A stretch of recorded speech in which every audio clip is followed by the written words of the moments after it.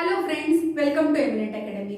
तो आज हम पढ़ाई के बारे में स्टडी ना करते हुए बोर्ड एग्जाम का जो हमारा पेपर है उसको किस तरह से लिखा जाएगा उसके बारे में बात करने वाले हैं। तो उसको मैंने दो पार्ट में डिवाइड किया है। पहला है पेपर प्रेजेंटेशन एंड दूसरा है टाइम मैनेजमेंट। इसके पहले मैं आपको बताना चाहती हूँ कि जब भी आप एग्जामिनेशन सेंटर पे पहुंचोगे तो उससे पहले आप नाश्ता करके जाइए, पेट भर के नाश्ता करके जाइए, ताकि क्या हो जाएगा कि आपका जब भी पेट भरा होगा तो ही आपका दिमाग काम करने वाला है।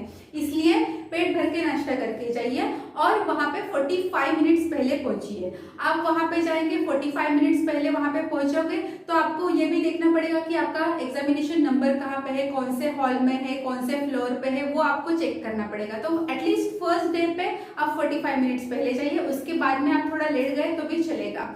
और जब भी आपका एक्चुअल पेपर चालू होगा उसके 15 मिनट्स पहले आपको जो क्वेश्चन पेपर होता है वो आपके हाथ में दिया जाएगा।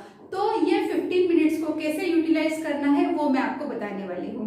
जब भी ये पेपर आपको दिया जाएगा तो सबसे पहले पेंसिल को एक हाथ में लेना है आपको और चेक करना है कि कौन से जो क्वेश्चन है जो हमें अच्छे से सॉल्व करने को आएंगे। उसमें कुछ भी डाउट नहीं है कि ये क्वेश्चन नहीं आएंगे। जो अच्छे से क्वेश्चन सॉल्व करने को आएंगे उसको सर्कल करके रखो और जो क्वेश्चन थोड़े डाउट वाले हैं उसके ऊपर थोड़ा डॉट लगा के रखो, ताकि क्या हो जाएगा कि जब भी आप पेपर एक्चुअल में स्टार्ट करने जाओगे तो जो इजी वाले क्वेश्चन है वो फटाफट सॉल्व कर लो। तो इस तरह से भी आप कर सकते हो। बट आपको ऐसा लगता है कि आपके जो डिफिकल्ट क्वेश्चन है उसके लिए मुझे टाइम ही नहीं मिलेगा, तो आप उल्टा भी कर सकते हो, यानी कि डिफिकल्ट वाले जो क्वेश्चन है वो पहले भी कर सकते हो और जो इजी वाले क्वेश्चन है वो बाद में आराम से भी कर सकते हो। वो टोटली आपके ऊपर डिपेंड होता है कि आपको डिफिकल्ट क्वेश्चन पहले सॉल्व करना है या इजी क्वेश्चन पहले सॉल्व करना है। तो इस तरह से आप कर सकते हो। अभी दूसरी बात यह है कि आपका पेपर प्रेजेंटेशन कैसा होना चाहिए। जब भी आप पेपर रीड कर रहे होते हैं तभी आपको अगर कुछ फॉर्मूला याद आता है, मान के चलो कि एक सम है, वो सम सॉल्व करने के लिए ये पर्टिकुलर फॉर्मूला यूज होने वाला है, तो आप वहां पे फॉर्मूला लिख सकते हो। जैसे कि मैंने ट्रिग्नोमेट्रीज के कई ट्रिक्स बताए थे फॉर्मूलाज याद करने के लिए, तो वो जैसे कि हेक्सागोन का डायग्राम बताया था तो वो वहां पे आप छोटा सा डायग्राम वहां पे ड्रॉ करके रख सकते हो। तो इस तरह से आप ये सारी चीजें कर सकते हो। सेकेंड बात ये है कि जब भी आपको एक्चुअल हाथ में आपके पेपर आएगा, यानी कि जो आंसर शीट आती है वो आपके हाथ में आएगी, तो आपको क्या करने का है, उसके left hand side, right hand side और नीचे वाली जो साइड होती है उसके ऊपर मार्जिन ड्रॉ करनी है। मार्जिन इसलिए ड्रॉ करनी है ताकि जब भी आपका पेपर लिख रहे होते कभी कभी क्या होता है कि इतने सारे लोगों के जो पेपर्स होते हैं वो इकट्ठा कलेक्ट किए जाते हैं, तो पेपर अगर आपका फट जाएगा तो उसके साइड्स कट होने के चांसेस होते हैं। तो वो आपका जो लिखा हुआ इंफॉर्मेशन है वो कहीं मिस ना हो जाए, इसके लिए इसको साइड से ऐसे मार्जिन करनी होती है। अगर आपको कुछ ग्राफ पेपर दिया जाएगा सॉल्व करने के लिए तो उसको आपको प्रॉपरली टाई करके रखना है। मान के चलो कि कुछ ज्योमेट्री का क्वेश्चन आया तो उसमें डायग्राम दी गई होगी, भले ही वो क्वेश्चन में डायग्राम दी गई है फिर भी आप जब ये आंसर लिखते हो तो वो आंसर में आपको डायग्राम ड्रॉ करना जरूरी है। आप वहां पे डायग्राम ड्रॉ करो, उसको प्रॉपरली लेबल करो, इंफॉर्मेशन जो तुम्हारे सम में दी गई है वो गिवन में लिख लेना है। सम सॉल्व करते वक्त वहां पे गिवन लिखना है, फॉर्मूला लिखना है, हमें क्या फाइंड करना है वो भी लिखना है एंड देन हमें सम सॉल्व करना है। सम सॉल्व होने के बाद आपको फाइनल आंसर लिखने के लिए बिल्कुल भी नहीं भूलना है। फाइनल आंसर लिखने के बाद वहां पे जो अगर वो सम में कुछ यूनिट होता है जैसे कि मीटर है, सेंटीमीटर है, तो वो यूनिट लिखने के लिए भूलने का नहीं है, क्योंकि वो जो यूनिट होता है उसके लिए भी मार्क्स होते हैं। अगर आप यूनिट लिखना भूल जाएंगे तो आपके मार्क्स वहां पे कट होने के चांसेस होते हैं। तो आप यूनिट जरूर लिखिए। अगर आप कुछ सम सॉल्व कर रहे हैं वहां पे आपको कोई फॉर्मूला या कोई वैल्यूज अगर आपको हाईलाइट करनी है तो वहां पे अंडरलाइन करो या फिर पेंसिल से ऐसे बॉक्स करके रखो, तो वैसा भी चलेगा अगर आपको कुछ हाईलाइट करना है तो। और अगर आप सम सॉल्व करते हो वहां पे आपकी कुछ मिस्टेक होती है तो वहां पे ऐसे पेन से बहुत बार घिसना नहीं है ताकि वो बहुत खराब दिखता है।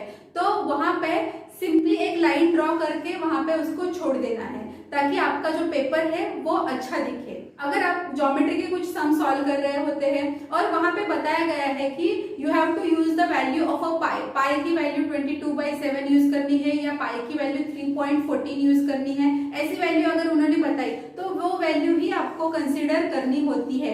हमारे कैलकुलेशन के हिसाब से हमें वैल्यू कंसिडर नहीं करनी है, वो लोगों ने जो बताया है वही वैल्यू कंसिडर करनी है। अगर मान के चलो कि हम कोई मैथ्स का सम सॉल्व कर रहे हैं, उसमें अगर एक स्पेसिफिक मेथड दी गई है कि मान के चलो हम क्वाड्रेटिक इक्वेशन का एग्जांपल लेते हैं। क्वाड्रेटिक इक्वेशन में हम लोगों को फैक्टराइजेशन मेथड से अगर सॉल्व करने के लिए बोला है तो फैक्टराइजेशन मेथड से ही सॉल्व करना होता है। हम होल स्क्वायर मेथड या फॉर्मूला मेथड नहीं यूज कर सकते हैं। हाँ, अगर उन्होंने बोला कि ये क्वाड्रेटिक इक्वेशन सॉल्व करो और मेथड दी नहीं गई है तो हम हमारे मन से मेथड चूज कर सकते हैं, बट वहां पे उन्होंने बताया है तो वो मेथड से ही हम लोगों को वो सम सॉल्व करना होता है। मैथ्स का अगर हम पेपर सॉल्व करते हैं तो वहां पे हमारी क्या क्या मिस्टेक्स हो सकती है, हमारी कैलकुलेशन में मिस्टेक हो सकती है, हमारी साइन में भी मिस्टेक हो सकती है। तो कैलकुलेशन में और साइन में अगर मिस्टेक हो गई तो हमारा फाइनल आंसर जो होता है वो रॉन्ग होने का चांसेस होता है। तो हमारा आंसर रॉन्ग नहीं होना चाहिए और हम मैथ्स का पेपर सॉल्व कर रहे हैं तो हमें साइन मिस्टेक नहीं होनी चाहिए और कैलकुलेटिव मिस्टेक नहीं होनी चाहिए। इसके ऊपर ध्यान देना बहुत जरूरी है। तो पेपर सॉल्व करते वक्त शांत दिमाग से हमें पेपर सॉल्व करना है। जो भी हम आंसर लिखते हैं वो नीट एंड क्लीन हैंडराइटिंग में लिखना बहुत जरूरी है। अभी हमें पेपर इस तरह से सॉल्व करना है कि हमारा पेपर टाइम से 10 मिनट पहले कंप्लीट होना चाहिए। अभी ये 10 मिनट्स पहले क्यों कंप्लीट होना चाहिए? ताकि हमने जो सम सॉल्व किए हैं वो हम एक बार फिर से चेक करने के लिए हमें टाइम मिले। तो हम सम सॉल्व करने के बाद भी हमें वो चेक करना है कि हमने जो सम सॉल्व किया वो राइट है, रॉन्ग है, उसमें कुछ मिस्टेक्स तो नहीं की है ना, हमने यूनिट्स तो बराबर लिखे हैं ना, वो जो सारे फॉर्मूलेज है वो तो सारे करेक्ट है ना। ये सारी चीजें करेक्ट करने के लिए हमें टाइम चाहिए, इसलिए 10 मिनट्स पहले पेपर हमें सॉल्व करना होता है। और साथ में ही अगर हमें कुछ सम में डाउट है, कुछ सम हमें सॉल्व करने को प्रॉपरली नहीं आए हैं तो वो सम भी वहां पे वो 10 मिनट्स में हम सॉल्व कर सकते हैं। तो ये सारी टिप्स यूज के अगर आप पेपर सॉल्व करोगे तो आपका पेपर बहुत ही अच्छे से सॉल्व हो जाएगा। और आई होप मैंने आपको ये जो सारी टिप्स बताई वो आपको पेपर सॉल्व करने के लिए काम आएगी। अगर आपको मेरा ये वीडियो अच्छा लगा होगा और मेरी ये टिप्स अच्छी लगी होगी तो आपके ज्यादा से ज्यादा फ्रेंड्स लोगों तक शेयर कीजिए और मेरे वीडियो को लाइक कीजिए और चैनल को सब्सक्राइब करना ना भूलिए। Thank you.